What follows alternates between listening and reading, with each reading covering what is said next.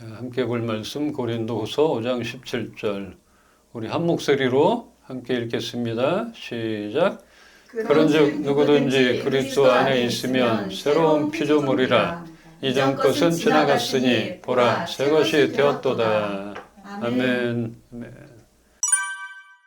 우리 신앙인들은 교회에서 송구영신 예배를 드리면서 새해를 맞게 되는데 일반 사람들은 종로의 그 보신각 종소리를 들으려 추운 날씨에도 나가기도 하고 처음 뜨는 태양을 보며 소원을 빌며 한 해를 시작하려고 그 먼 이동을 합니다. 또 그 자리에서 새롭게 다짐을 하며 새로운 시작을 하려고 하는데 첫날부터 많은 계획을 세우잖아요. 작년에 못했던 거 1월 1일 지금부터 다시 해야겠다. 다이어트, 또 성경 읽기, 여러 가지 있잖아요. 늘 새로운 한 해, 늘 새로운 계획 세울 수는 있어요. 그러나 우리는 해가 바뀌어도 하나님과의 친밀한 관계, 이것은 언제나 유지되기를 소망합니다. 오늘 본문에 그리스도 안에 있다, 이 말은 하나님과의 관계가 완전히 새롭게 재정립되었다는 그런 사실을 알려주고 있습니다. 새로운 출발, 그것은 어디를 가느냐가 중요한 게 아니라 누구를 만나고 누구와 함께 있느냐 하는 것으로 우리는 새롭게 되었다 말할 수 있을 것입니다. 이전 것은 지나갔으니 새 것이 되었도다. 과거를 떨쳐내는 능력이 내 노력에서 오는 것이 아니라 하나님이 나를 새롭게 하셨다는 사실에서 비롯된다고 말하는 것입니다. 여기서 새 것이 되었다는 이 사도 바울의 선언, 이것은 즉시 변화되는 부분도 있지만 많은 부분은 점진적으로 변화되는 과정이라 하는 것입니다. 예수 안에서 새로운 피조물이 된 우리들이지만 지금도 하나씩 변화되고 있는 그 성화의 과정을 지나고 있는 것입니다. 그러나 오늘 말씀에서 이전 것은 지나갔다.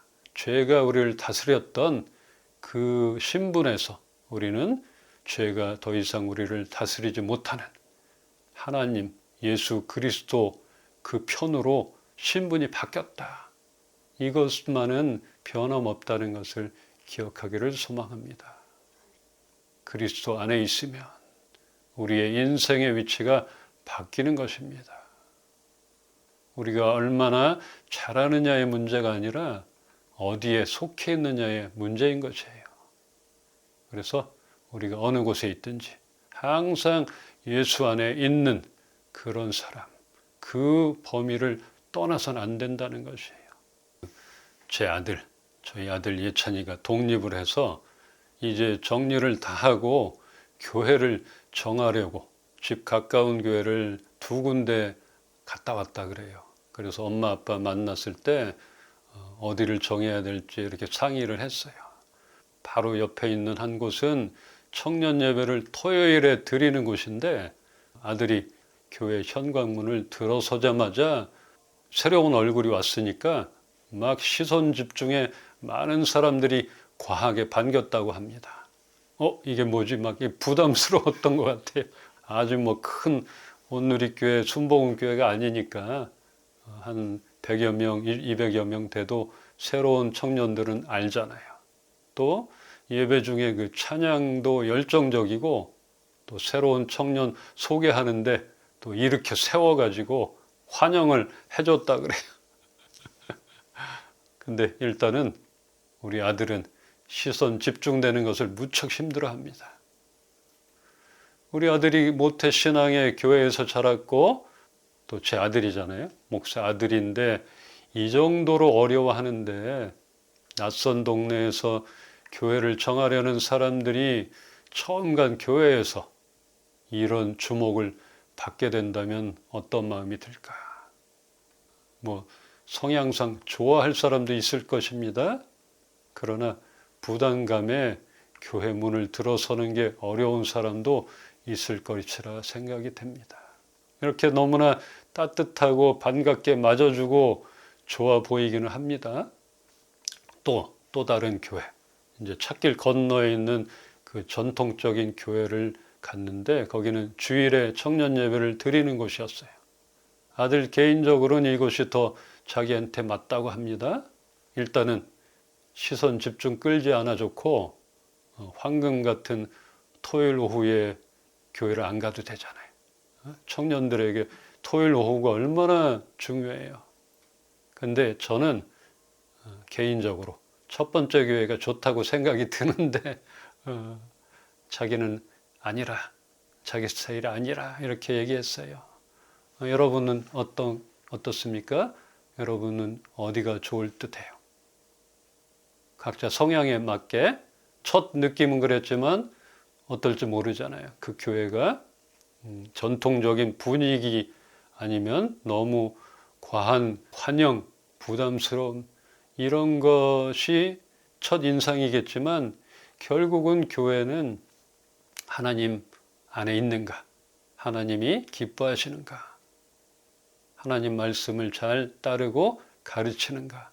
이게 중요한 것인데 어쨌든 첫 분위기에 우리는 마음을 닫거나 그러니까 우리의 선입견들이 있는 것이고 그래서 이 새해에 이사나 이직 등으로 교회를 정하려는 사람들 다시 교회를 나가자 이런 마음을 먹은 사람들 이런 사람들이 어떤 교회를 정하게 될지 그 첫 문턱을 잘 넘기를 바라게 됩니다.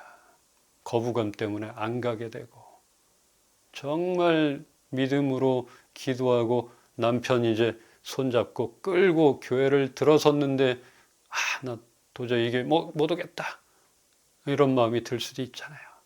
그래서 우리의 교회의 문턱이 너무 높지 않았으면 좋겠어요. 너무 부담감이 없었으면 좋겠다 그런 생각이 들었습니다.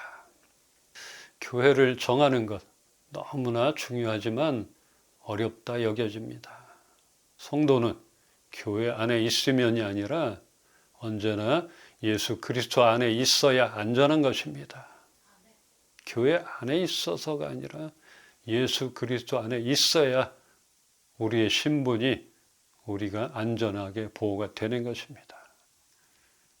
저희 아들이나 그 교회를 찾고 있는 많은 분들이 그런 교회, 예수님이 기뻐하시는 안전한 교회 공동체를 만나기를 소망합니다. 그게 중요한 것 같아요. 우리 이은빛 교회의 성도들이나 주로 우리가 만나는 사역의 대상이 방송문화예술계통의 사람들입니다.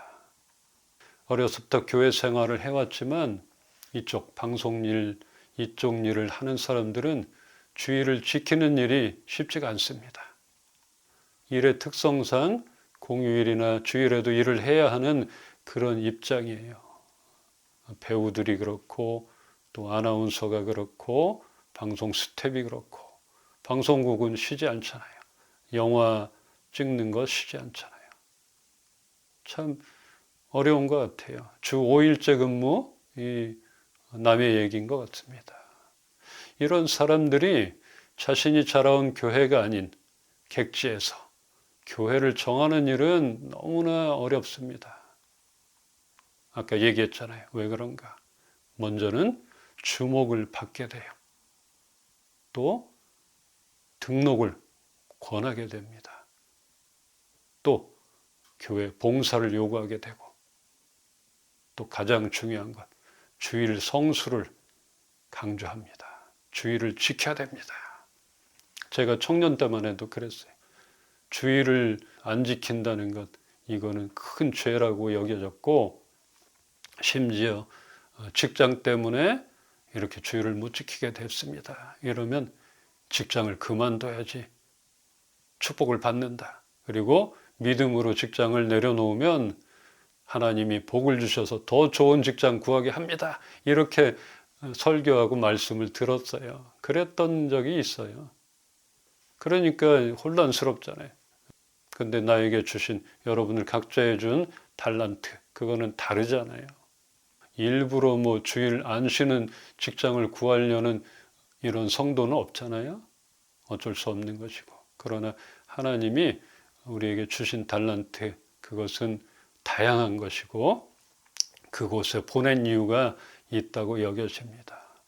그 교회에서 말하는 게 틀린 말은 아니지만 현실적으로 어려운 일입니다.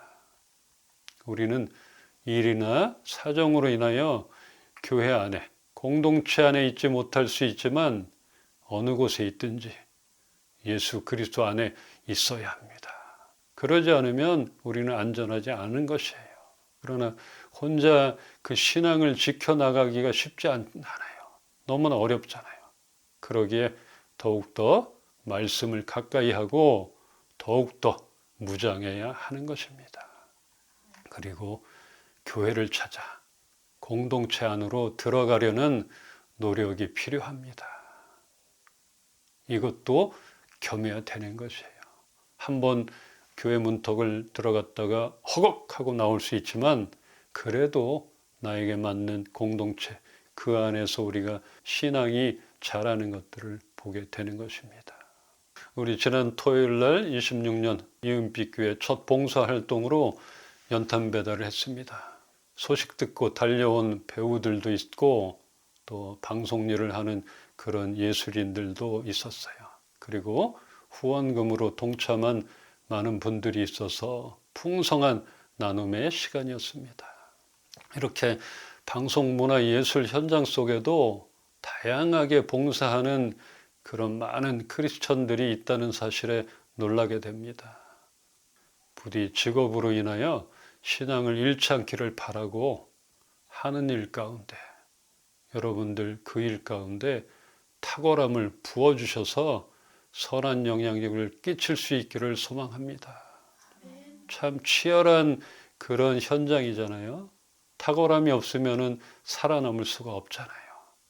그리고 탁월하지 않고 또 어떤 위치가 되지 않으면 영향력도 끼치기 어려운 자리입니다.